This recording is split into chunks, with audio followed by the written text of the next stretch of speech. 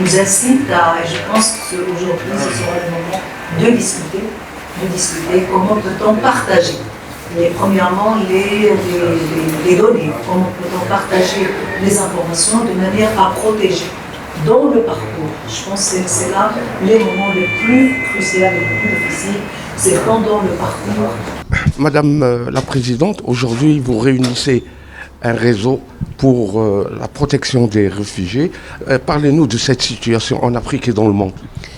Premièrement, dans le monde, il y a à peu près 21 millions de réfugiés, dont le plus d'un tiers est à l'intérieur de l'Afrique, donc un nombre très très important, et tenant compte aussi de la situation difficile économique et sociale en Afrique. Donc ces réfugiés, ils sont doublement, je dirais, vulnérables dans des situations en Afrique. Donc les 14 institutions nationales anglo-saxons et francophones qui participent aujourd'hui à cette rencontre, c'est pour trois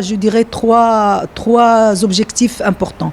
Le premier, c'est d'évaluer la mise en œuvre du pacte mondial pour les réfugiés adopté l'année dernière par l'Assemblée générale. Donc, nous, en tant qu'institution nationale, et nous avons joué un rôle important dans ce parcours, où est-ce qu'on est dans notre interaction avec les États. Le deuxième, c'est que nous sommes face régulièrement dans les actions, les difficultés d'action commune en matière des États et la souveraineté et aussi l'échange. Donc, dans l'appui des réfugiés dans leur parcours en Afrique, nous sommes confrontés à cette situation. Le troisième élément, c'est aussi de pouvoir élaborer des recommandations ensemble à agir pour la protection de cette population vulnérable, surtout que le CNDH préside le groupe de travail sur les droits des étrangers. Est-ce qu'au Maroc, il y a des difficultés pour les réfugiés ? Le nombre actuel de réfugiés, d'après les dernières statistiques, il y a à peu près 7000 personnes. Et donc, ce nombre, je pense, on a encore des difficultés à ce qu'il soit complètement appuyé et malgré toutes les efforts. Nous jugeons au sein du CNDH qu'il y a encore à faire sur le plan des droits, de leur implication, de leur protection, mais aussi dans leur manière de s'assurer les droits économiques et sociaux qui leur permet le pacte mondial de réfugiés. La situation globale des réfugiés en Afrique, elle est toujours sujette à préoccupation.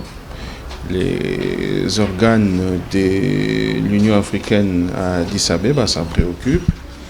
Et moi, je suis vice-président de la Commission africaine des droits de l'homme et des peuples. Nous avons un mécanisme spécial au niveau de la Commission africaine que dirige la commissaire Maya Salih Fadel pour pouvoir prendre en charge la question des réfugiés en Afrique. Par rapport à votre question, j'ai eu la chance, concernant le Maroc justement, j'ai eu la chance de palper du doigt les réalités parce que la Commission nationale des droits de l'homme du Maroc justement m'avait fait l'honneur de visiter la ville de Tanger et leur bureau régional qui est à Tanger s'occupe justement de la question des réfugiés dans ce secteur-là et j'ai pu palper du doigt les réalités. C'est des choses qui sont universelles, continentales. Tous les pays d'Afrique sont confrontés au même problème.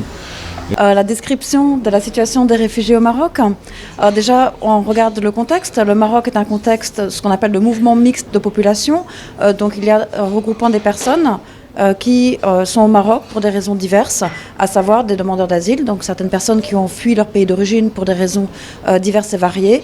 Cela peut être des craintes individuelles de persécution, cela peut être la famine, cela peut être des raisons économiques, cela peut être des raisons d'études, des raisons professionnelles, des raisons de regroupement familial et autres.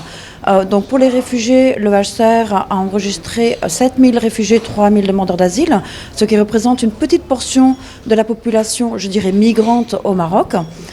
Donc avec la possibilité pour ces personnes, de grandes possibilités d'intégration sociale et économique grâce à la politique d'ouverture du Maroc, à savoir la stratégie nationale d'immigration et d'asile.